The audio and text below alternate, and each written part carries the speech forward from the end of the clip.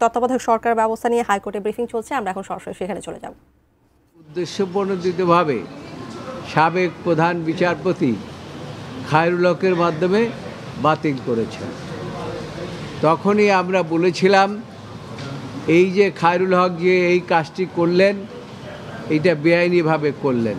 কিভাবে বেআইনি হলো? তিনি প্রথমে একটি অর্ডার দিয়েছিলেন, সেই অর্ডারটা ছিল যে তত্ত্বাবধায়ক সরকারের অধীনে গণতন্ত্রের স্বার্থে আগামী 2টি নির্বাচন হতে পারে এবং সেখানে আপিল অ্যালাউ করেছিলেন মেজরিটি জাজমেন্ট হিসাবে। কিন্তু ইন দি মিন টাইম পুরো জাজমেন্ট আসার আগেই সংবিধান সংশোধন করে ফেললেন দিদেন ফ্যাসিস্ট সরকার, আওয়ামী লীগ সরকার। তারা একতরফাভাবে এই সংবিধান অ্যামেন্ডমেন্ট করে তারপরে তারা তত্ত্বাবধায়ক ব্যবস্থা বাতিল করলেন। ঠিক যেভাবে অ্যামেন্ডমেন্ট করলেন সেই অ্যামেন্ডমেন্টের প্রতি দৃষ্টি রেখে পরবর্তীতে খায়রুল হক তার রিটায়ারমেন্টের 16 মাস পরে একটা পূর্ণাঙ্গ জাজমেন্ট দিলেন। সেই জাজমেন্ট দিয়ে প্রথম যে জাজমেন্ট দিলেন সেই জাজমেন্ট থেকে ব্যত্যয় ঘটালেন। এই জাজমেন্টের কতগুলো বিষয় ছিল, যেমন এখানে মাইনরিটি এবং মেজরিটির ব্যাপার ছিল।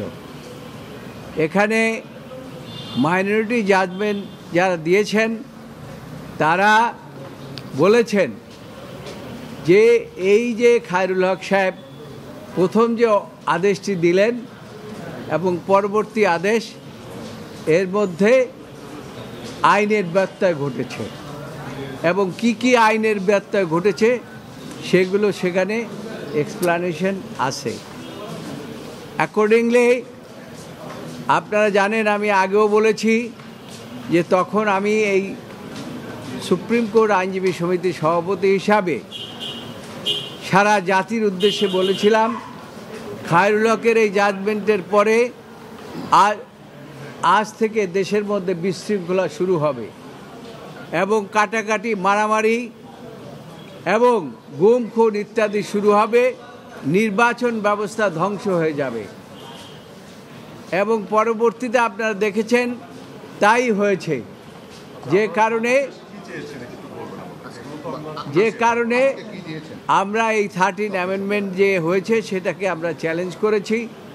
আমরা মির্জা ফখরুল ইসলাম আলমগীর মহাসচিব জাতীয়তাবাদী দল তার পক্ষে একটা রিভিউ পিটিশন দায়ের করেছি এবং সেই রিভিউ পিটিশনের উপরে প্রাথমিক শুনানি আমি করার পরে আজকে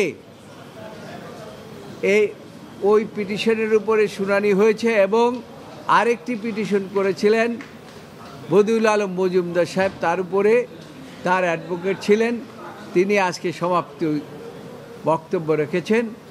আর আমাদের যে আজকে সমাপ্তি বক্তব্য সেটা আমার বন্ধু, আমার কাছের লোক, তিনি সে সমাপ্তি ঘোষণা করেছেন এবং একই প্রেয়ার আমাদের ছিল। এই প্রেয়ারটা ছিল যে 13 অ্যামেন্ডমেন্ট হয়েছে সেই 13 অ্যামেন্ডমেন্ট আদালত যথাযথভাবে আবার পুনর্বহাল করবেন। তবে আমরা আগেও বলেছি যে এটা হবে প্রসপেক্টিভ। আজকেও রুহুল কুদ্দুস কাজল আর্গুমেন্ট শেষ করার অবস্থায় এই কথাটি বলেছেন এবং আদালত সব কিছু শুনে এখানে আরেকটি বিষয়ের উপরে আমরা দ্বিমত পোষণ করেছি বদিউল আলম মজুমদার সাহেবের অ্যাডভোকেটের সাথে। তিনি বলেছেন যে এই জাজমেন্টটা মাইনরিটি জাজমেন্ট কোনো জাজমেন্ট না, এটা মাত্র ওপিনিয়ন। কিন্তু আমাদের পক্ষ থেকে আমরা আগেও বলেছি, আজকে রুহুল কুদ্দুস কাজল সমাপ্তি বক্তব্য বলেছেন যে এটাও একটা জাজমেন্ট, মাইনরিটি জাজমেন্টকে জাজমেন্ট বলতে হবে। কাজেই মাইনরিটি জাজমেন্টকে কোনো অবস্থায় উপেক্ষা করা যাবে না। সেজন্য যে 3টি গ্রাউন্ডের উপরে লিভ দিয়েছিলেন সেই 10টি গ্রাউন্ডই আমরা আইনগতভাবে আমরা সাবস্টান্সিয়েট করেছি।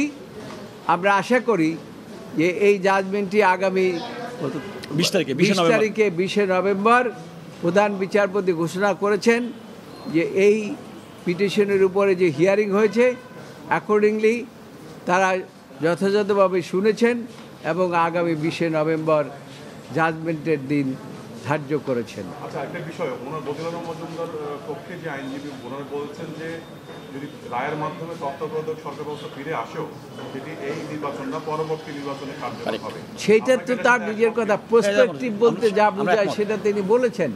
আমরা এটার সাথে দ্বিমত পোষণ করি নাই, তবে আমরা একটা জায়গায় দ্বিমত পোষণ করেছি, সেটা হচ্ছে যে তিনি মাইনরিটি জাজমেন্টকে কোনো জাজমেন্টই বলতে চাচ্ছেন না। আমরা বলছি সেটাও একটা জাজমেন্ট, যদি সেটাকে জাজমেন্ট বলা না হয় তাহলে পরে 13 অ্যামেন্ডমেন্টের যে আমরা যে আবেদন করেছি এবং যেটা 13 অ্যামেন্ডমেন্ট হয়েছে এবং তারপরে যে গ্রাউন্ডগুলো দিয়েছে এবং অ্যাপিল হয়েছে, সেই অ্যাপিল শুনানি করার কোনো এখতিয়ার এই দেশের সর্বোচ্চ আদালতের নাই। সেই কারণেই ওইটাকেও জাজমেন্ট ধরে হিয়ারিং করা হয়েছে এবং সেইভাবে আমরা শুনানি করেছি। এখন তত্ত্বাবধায়ক রায়ের ব্যবস্থা ইনশাআল্লাহ ফিরে আসবে।